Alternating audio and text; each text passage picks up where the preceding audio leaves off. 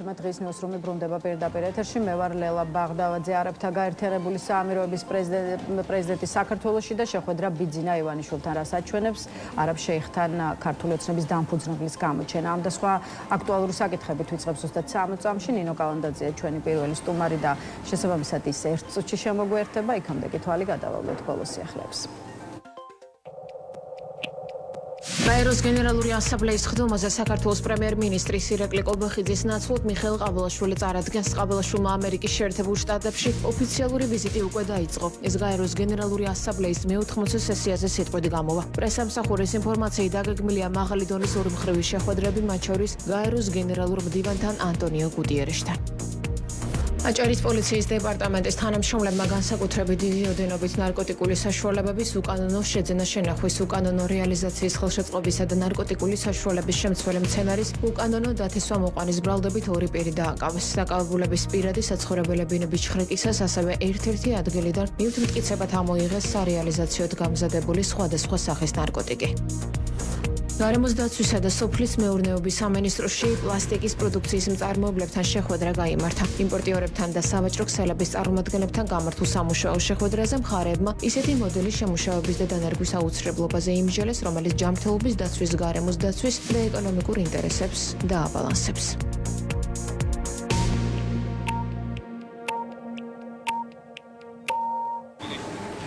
მაშასე ეს არის დღის ნიუსრუმი. კიდევ ერთხელ მოგესალმებით და წარმოგიდგენთ ჩვენს პირველ სტუმარს, ჭავჭავაძის ცენტრის თანადამფუძნებელი ნინო კალანდაძე. ჩვენთან ერთად გამარჯობა ქავტონ ნინო და მადლობა რომ გესტუმრეთ. დილამშვიდობის, მადლობა მოწვევისთვის. ქავტონ ნინო, არაბთა გაერთიანებული საამიროების პრეზიდენტის შეიხ მოჰამედ ბინ ზაიედ ალ ნაჰაიანის საქართველოში ვიზიტი იქცევს ყურადღებას, ამიტომ მოდით დღეს ამით დავიწყოთ. ვიზიტი რამდენიმე დღის წინ პარასკევს შედგა, განსაკუთრებული ყურადღება კი მიიქცია იმ გარემოებამ და ფაქტმა, რომ უпростоრად სტუმარ პრეზიდენტთან შეხვედრა გამართა არა მხოლოდ ირაკლი კობახიძემ და მინისტრთა კაბინეტის წევრებმა, არამედ ბიძინა ივანიშვილმა. როგორ უნდა შეფასდეს არაბ სტუმრებთან ივანიშვილის გამოჩენა და რა დაგანახათ, ასე ვთქვათ, იმ ფოტოებმა და ინფორმაციამ, რომელიც გავრცელა ქართულმა ოცნებამ? მოგესალმებით კიდევ ერთხელ.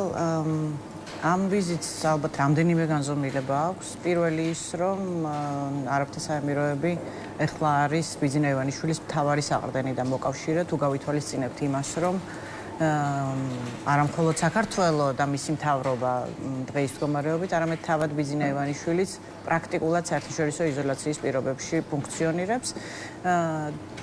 ამავდროულად ის აშკარაა, რომ ინდივიდუალურ გარიგებებში შედის იმ სახელმწიფოებთან, რომლებიც მას რაღაცნაირად გვერდში უდგანან. გავრცელდა ინფორმაცია, რომ ოლოლიკაშვილის გათავისუფლება ნაადრევი იმასთან დაკავშირებული იყო, რომ სწორედ არაბთა საამიროების კანდიდატურაში გაიცვალა მისი საქართველოს კანდიდატურა ამ შემთხვევაში. ასევე ბაჩეშვილთან დაკავშირებული საკითხები პირდაპირ უკავშირდება კონკრეტულად ბიძინა ივანიშვილის ინტერესს და თუ გავითვალისწინებთ იმას, რომ არაბთა საამიროები ძალიან გამოკვეთილად ფორმალობებს ყურადღებას აქცევენ, არ გამკვირვებია ბიძინა ივანიშვილის ამ კონტექსტში გამოჩენა, იმიტომ რომ მათი პროტოკოლარული მოთხოვნა მაღალი ალბათობით იქნებოდა, რომ დაფიქსირდეს მათ მიმღებად თუ დამხვედრად სწორედ ის ადამიანი, ვინც ფლობს ძალაუფლებას და გამოჩენა იყო დასტური იმის, ვინ იღებს საქართველოში გადაწყვეტილებას. ეს არის მეორე ასპექტი, რომელზეც გავამახვილებდი ყურადღებას. ანუ პირველი ჩემი რწმენით ეს იქნებოდა ძალიან კაფიო მოთხოვნა სტუმრების, მათი პროტოკოლის, რომ მათ ფორმალურადაც და საჯაროთაც, არა მხოლოდ კულუარულად, არამედ საჯაროთაც სწორედ ის პირი დახვდეს, ვინც არის საქართველოში გადაწყვეტილების მიმღები. და მეორე, რასაც თქვენ ბრძანებთ, ის რომ ყველა სპეკულაციას, მათ შორის რაღაც გავრცელებულ ჭორებს, რომ რუსეთმა კობახიძით ჩაანაცვლა ივანიშვილი და რაღაც ახალ კანდიდატურას ამზადებს, აქ ვინ შეიძლება რომ საყრდენი იყოს და ასე შემდეგ, აქ ძალიან კაფიოდ ითქვა, რომ გადაწყვეტილების მიმღები არის ივანიშვილი და მისი მინისტრთა კაბინეტი არის არაფერი გარდა იმისა, რომ ფორმალურ სტატუსს ატარებს. კი, ასე განმარტავდი მე, მაგრამ პირველ რიგში ის, რომ განსაკუთრებული პატივით მიიღეს მათი გადმოსახედიდან ეს სტუმრები, იმიტომ რომ მათთან გარკვეულწილად ვალში არიან და მთელი მათი ფული იქ არის დაბანდებული, რომელიც ცივილიზებულ სამყაროში ვეღარ გადის და ეს მათთვის მნიშვნელოვან დატვირთვას ატარებს. მაშინვე მოხდებოდათ თვალშეხრა პირველია დროშები ყოველთვის იყიდება, როდესაც სახელმწიფო ვიზიტი ხორციელდება, მაგრამ ამ რაოდენობის და ასეთი აეროპორტის გზაზე შემთხვევით დღეს მოვდიოდი, მთელი ქალაქი რომ ასე იყოს გადაჭედილი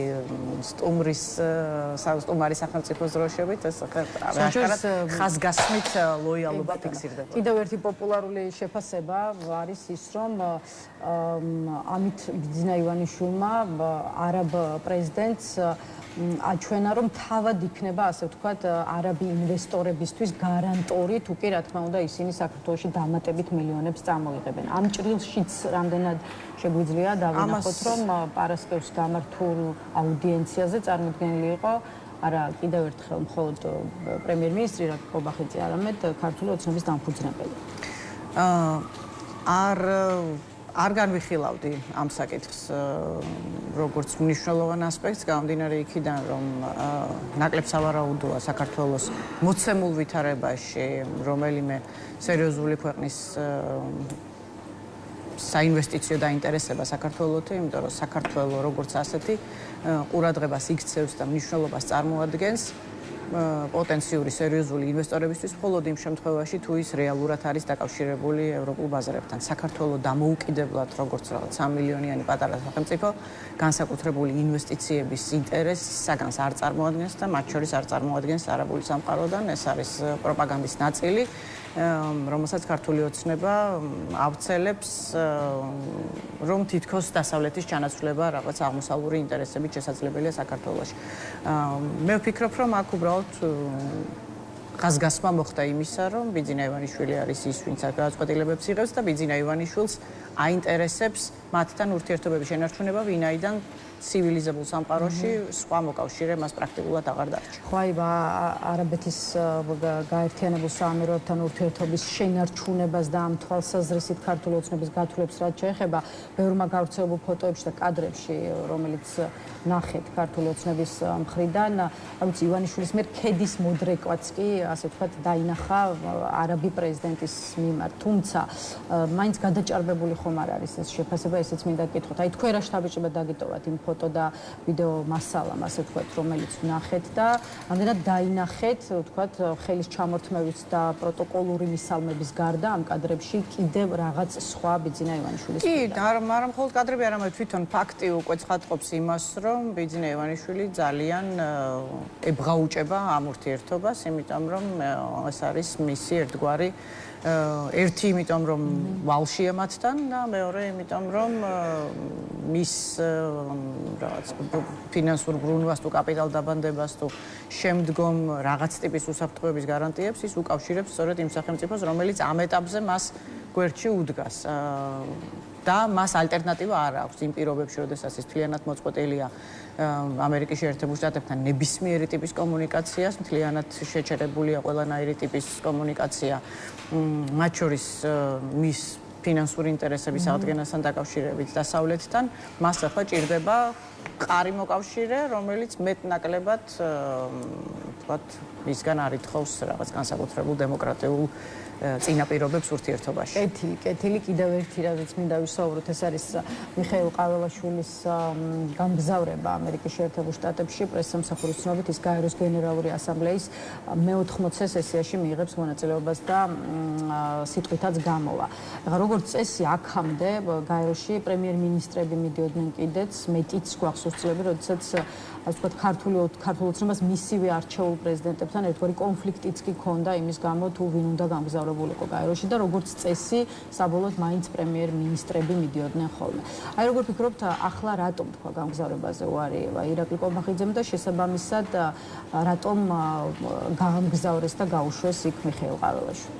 ხო, ამ ფორმულირებით არის ზუსტად სწორად კითხვა დასმული, იმიტომ რომ აქ შესაძაფებელი არაფერი იმაში ყაველაშვილმა იქ რა უნდა თქვას, ან ყაველაშვილი რატომ მიემგზავრება, არამედ გაცილებით უფრო საინტერესოა, რატო არ მიდის კობახიძე ამ შემთხვევაში. პირველი, იმიტომ რომ ფორმალურად და პროტოკოლარულადაც სწორედ სახელმწიფოს მეთაურს ეკუთვნის, კონსტიტუციური წყობის მიხედვით, თუ პრეზიდენტია პირველი პირი, მაშინ პრეზიდენტი ჩადის, თუ ეს პრემიერ-მინისტრია, მაშინ თუ პრემიერ-მინისტრი წარმოადგენს სახელმწიფოს, მაშინ პრემიერ-მინისტრი უნდა წარდგეს იქ სიტყვით, მაგრამ სწორედ იმის გათვალისწინებით, რომ გაეროს ტრიბუნა არის ერთის მხრივ სერიოზული ტრიბუნა და ამავდროულად გაეროს ასამბლეის ფორმატში პარალელურ შეხვედრებს ძალიან დიდი დატვირთვა ენიჭება საერთაშორისო ურთიერთობებში. კობახიძემ უბრალოდ რაღაც მორიგი სირცხვილი აირიდა თავიდან ჩემი მარწმენით, იმიტომ რომ პირველი მას იქ სათქმელი არაფერი ექნებოდა, არაფერს ახალს და არაფერს განსხვავებულს იქ ვერ წარადგენდა და უბრალოდ უნდა კრიტიკის საგანი ყოფილიყო საქართველოს მოკავშირეების მხრიდან. ამავდროულად ის ვერ მოახერხებდა ვერც ერთ სერიოზულ შეხვედრას, რომელიც აი ამ საიდლაინ შეხვედრებს ასაც ეძახიან. ხელის ჩამორთმევაზეც კი უარსებობნებიან ამასობაში. ირაკლი ყობახიძეც ადასტურებს მედიასთან, მიხეილ ყაველაშვილი მშობლიურ, ანუ ქართულ ენაზე, ასე ვთქვათ, მიმართავს გაეროს. ხა ზოგადად მშობლიურ ენაზე გამოსვლა პრაქტიკაა, ხო, ესეთი ნებადართული პრაქტიკა და ეს პრობლემას არ წარმოადგენს, თუმცა მაინც როგორ უნდა შევხედოთ ამ ამბავს, ესეც მინდა გკითხოთ, იმიტომ რომ აქამდე როგორც წესი საქართველოს ოფიციალურ პირებს, პირველ პირებს ყოველთვის ინგლისურ ენაზე ჰქონდათ საკუთარი სიტყვა. ნელა ყაველაშვილი იმდენად არარსებული ფიგურაა, რომ მე მგონი საერთოდ მნიშვნელობას არ უნდა ვანიჭებდეთ ის რა ენაზე გამოვა. თავისთავად ის რომ ფიგურა იყოს, იმაში დასაძრახი არაფერია, თუ ის აირჩევს, რომ ქართულად ისაუბროს. მაშინაც კი თუ ის ინგლისურს კარგად ფლობს და თუ არ ფლობს, არც ეს არ არის განსაკუთრებული პრობლემა. ანუ აქ ეს არ არის განსაზღვრელი კრიტერიუმი. კარგია თუ სახელმწიფოს, ვინც საგარეო ურთიერთობებში წარმოადგენს, სრულფასოვნად ფლობს 5, 10 და მეტენას, მაგრამ თუ ეს არ არის ასე, არც ეს არ არის განსაკუთრებული პრობლემა. თავარია ის სახელმწიფო ინტერესს ატარებდეს და სახელმწიფოს და მისი ხალხის ინტერესში მოქმედებს.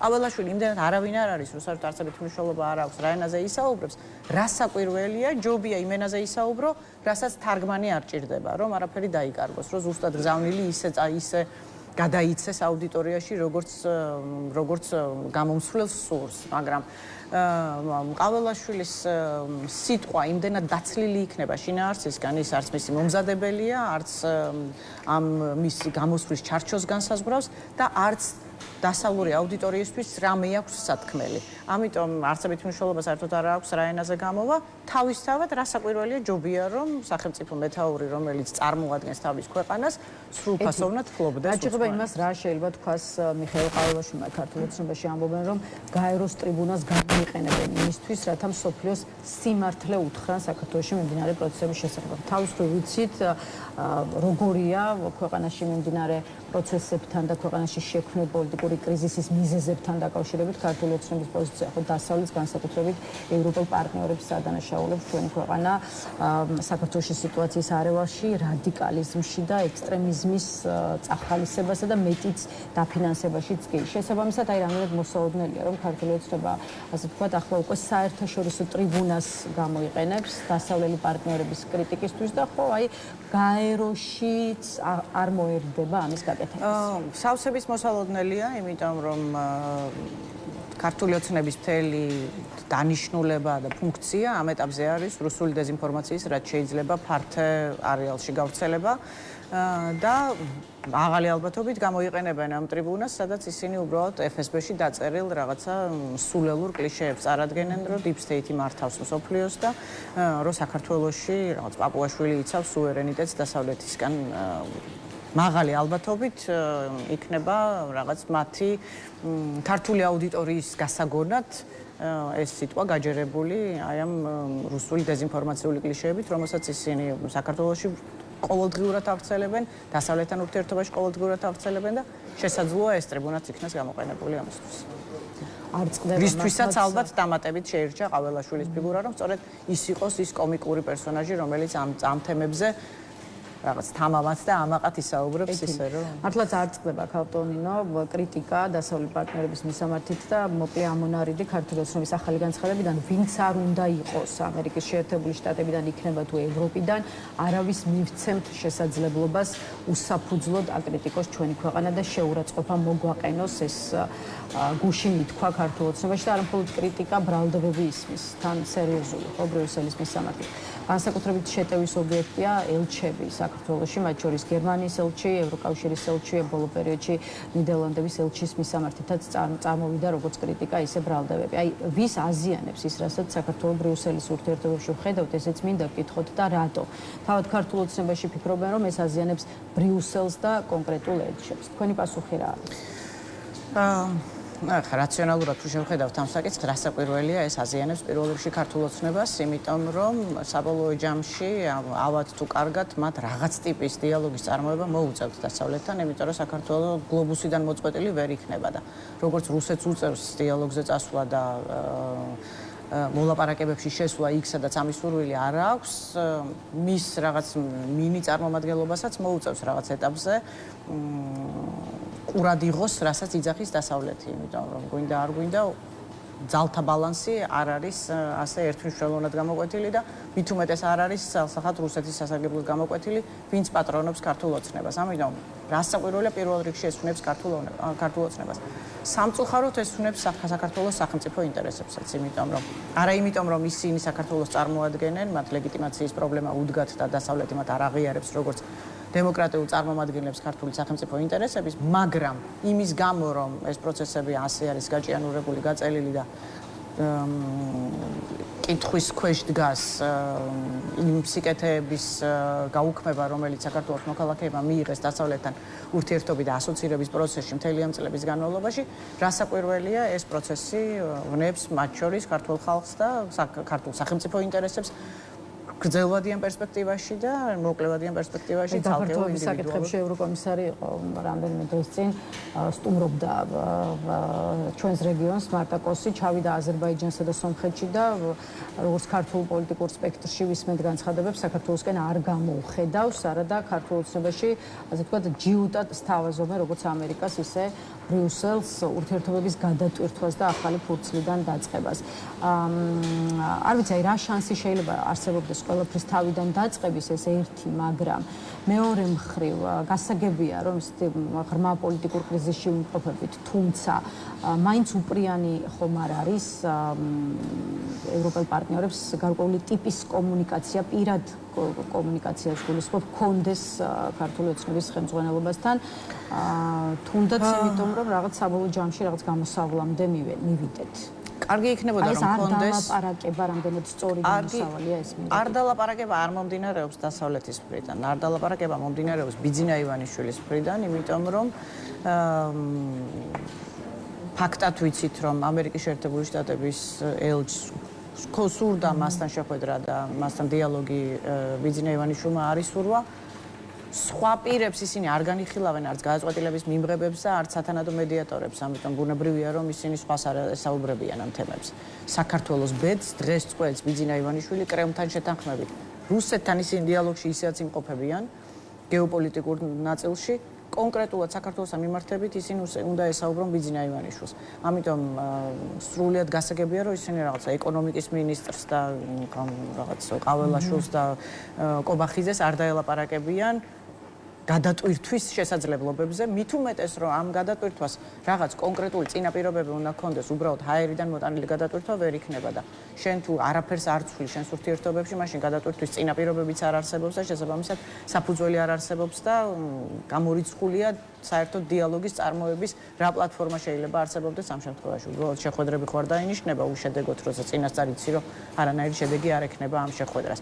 დასავლეთმა განსაზღვრა ურთიერთობის ჩარჩო, დასავლეთმა არაერთხელ შეიმუშავა რაღაც რეკომენდაციათა ჩამონათვალი, რომელიც ცივილიზებული და მეტნაკლებად დემოკრატიული ხელისუფლების პირობებში ძალიან მარტივად იქნებოდა შესასრულებელი და ამ შემთხვევაში დიალოგში ჩემოვიდოდნენ. დასავლეთს რომ კონდეს მინიმალური შეგრძნება მაინც იმისა, რომ სახელმწიფოში არსებობს თუნდაც არადემოკრატიულ ძალებში მინიმალური პოლიტიკური ნება იმისა, რომ ეს პოლიტიკა შეიცვალოს, მაშინ დიალოგზე წამომსვლელი არის ყველა, მიუხედავად იმისა, რომ ისინი ილანძღებიან. რამდენიმე წუთის წინ რუსეთსაც კი ელაპარაკებიან. რუსეთსაც კი, რასაკვირველია. უკრაინაში იმ შეჭრისა.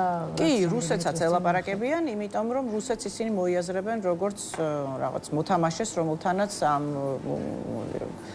კონფლიქტიდან გამოსავალი უნდა მოინახოს.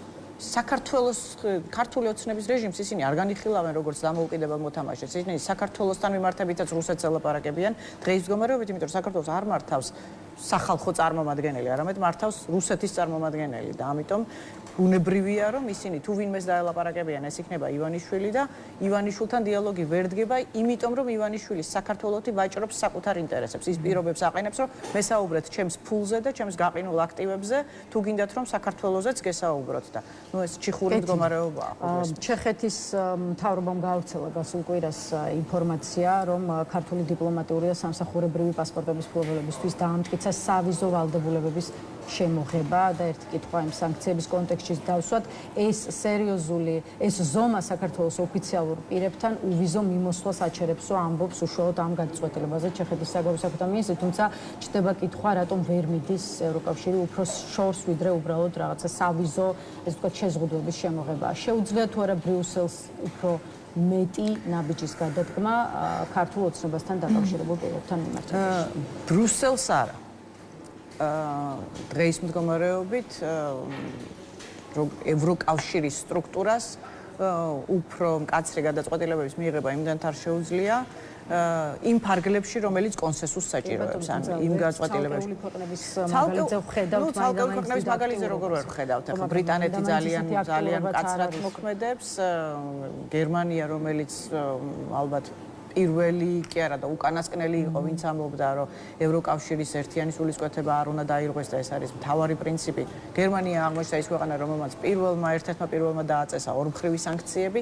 ან მან რასაკვირველია მივალთ, უბრალოდ გვესმის ახლა ჩვენც ჩვენი გადმოსავალი ჩვენი ქვეყნის პრიზმიდან ვიყურებით, მაგრამ საქართველოს ამ ეტაპზე ახლა მსოფლიო ყურადღების ცენტრში არ არის, ანუ პრიორიტეტებში პირველი არ არის, მით უმეტეს რომ დასანქცირა რამდენიმე დღის წინ ოთარ ფარცხალაძე და ლევან ვასაძე, თუმცა როგორც ირკვევა, ისინი დასანქცირებულნი არიან, როგორც უკრაინაში რუსეთის უკანონო ომის საქართველოსთან დაკავშირებული ყველა სანქცია, რომელიც საქართველოში მოქმედ მაღალჩინოსნებს უკავშირდება და ედებათ,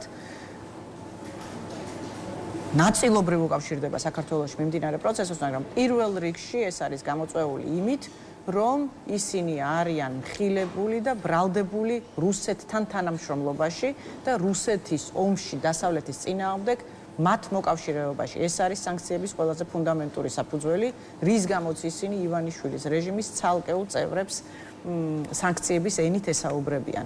ეს არის მათი სადამსჯელო თუ პრევენციული ზომები, რომელსაც ისინი იღებენ სწორედ იმიტომ, რომ ისინი თანამშრომლობენ FSB-სთან, სწორედ იმიტომ, რომ ისინი თანამშრომლობენ რუსებთან სანქციების არიდების მიზნით, სანქციებისთვის თავის არიდების მიზნით, ისინი საშუალებას აძლევენ, რომ სანქცირებული თანხები საქართველოს ტერიტორიის გამოყენებით მიედინებოდეს დასავლეთში და ასე შემდეგ და ასე შემდეგ. ანუ სანქციების პრიორიტეტულ საფუძველს წარმოადგენს სწორედ ის, რომ ივანიშვილის რეჟიმი თანამშრომლობს რუსეთთან დასავლეთის წინააღმდეგ ომში.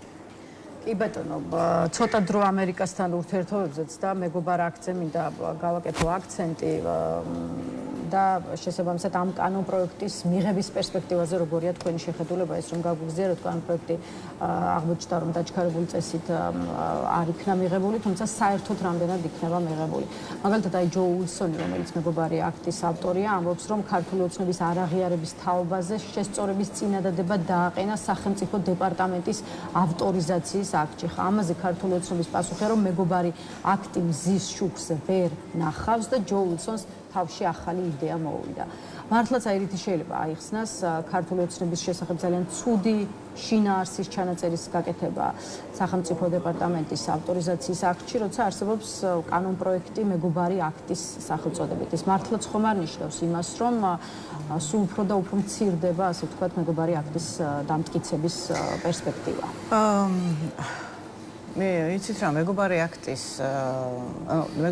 შემუშავებულია ორპარტიული წარმომადგენლობით და შესაბამისად კონსენსუსური საფუძვლით. ამავდროულად მეგობარი აქტის შინაარსობრივი სულისკვეთება ასახავს იმას, რა ურთიერთობაში დღეს ამერიკის შეერთებული შტატები ქართულ ოცნებასთან იმყოფება. ანუ რამდენად ეს აქტი ფორმალიზდება თუ არ ფორმალიზდება, შიგნით ცალკეული ფორმალური თუ რეგლამენტის თუ სხვა საკითხების პროცედურული თუ სხვა მიზეზებით რაღაც გაჭიანურების მიღმა თავად ფაქტობრივად ასახავს იმას, რა ურთიერთობებშიც დღეს ვაშინგტონი და თბილისი ერთმანეთთან იმყოფებიან. პრაქტიკულად არანაირში.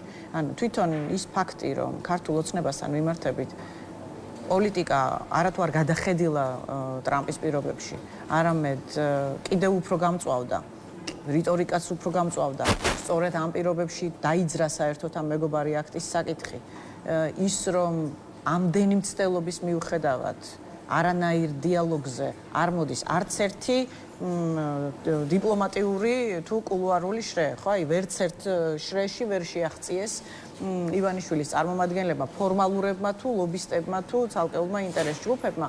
ეს მეტყველებს იმაზე, რომ ვაშინგტონის პოლიტიკა ივანიშვილთან მიმართებით არ შეცვლილა და არც შეიცვლება.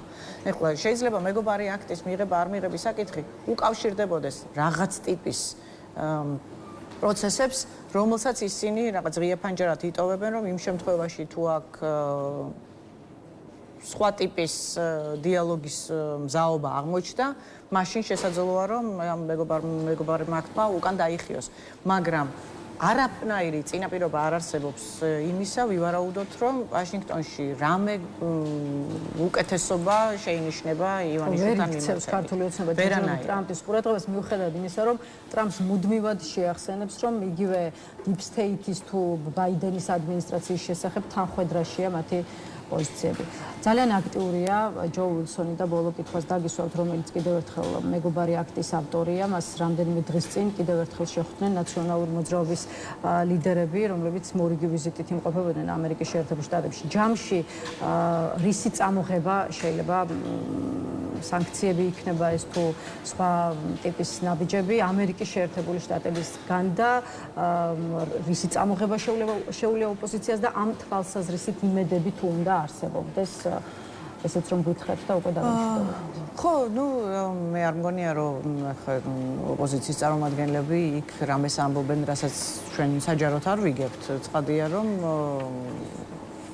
მუშაობა ჭირდება მათ შორის ვაშინგტონში, სწორედ იმიტომ რომ განსაკუთრებულ პრიორიტეტს საქართველოს არ წარმოადგენს ეს ერთი, მეორე იმიტომ რომ დასავლეთმა თავისი ინტერესები რეგიონთან მიმართებით ამ ეტაპზე გამოკვეთა სომხეთ აზერბაიჯანის მიმართულებით და შედარებით მეორე პლანზე გადაიყვანა საქართველოს, იმიტომ რომ საქართველოს ამ წუთას ის მოიარებს როგორც პუტინის გავლენის სფეროს, ხოლო სომხეთმა და აზერბაიჯანმა მოახერხეს ამ გავლენიდან თავის დაღწევა და შესაბამისად პროდასავლურ კურსზე თუ დასავლურ ინტეგრაციაზე საუბრობენ რეგიონში და დასავლურ ინტერესებზე რეგიონში საუბრობენ იმ სახელმწიფოებთან, სადაც ამის მზაობა და ეფექტური შესაძლებლობა არსებობს. ამიტომ, რა თქმა უნდა, მნიშვნელოვანია, რომ აქედან კონკრეტული გზავნილები ჩავიდეს, აქედან ინფორმაციის პირველადი წყარო იქნება პირველადი, ვთქვათ, გზებით მოხდეს ადეკვატური ინფორმაციის მიღება და იმედები არის ის, რომ იქ უბრალოდ ყურადღება არ მოდუნდეს საქართველოსთან მიმართებით. ხო, ლობიზმში საკმაოდ დიდ თანხას ხარჯავს ნაციონალური მოძრაობა, როგორც ამის თაობაზე გასულ კვირას რამდენიმე მედია საშუალება ხო, ნუ ლობიზმი არ ვიცი სწორი სიტყვა თუ ლობიზმი იქნებოდა ეხლა პარტიული ინტერესი რო იყოს, მაგრამ თუ იმაზე საუბრობენ, სახელმწიფო ინტერესი რა არის, მაშინ ლობიზმი ალბათ არასწორი სიტყვა. მადლობა ქალტონინო იმისთვის რომ დაგვითმეთ დრო და უპასუხეთ ჩვენს კითხვებს. ნინო კალანდაძეს დავამშვიდობებით. ახლა რეკლამის შემდეგ ლელოს ერთ-ერთი ლიდერი გრიგოლ გეგელია შემოგვიერთდება, ასე რომ დაგვარდეთ.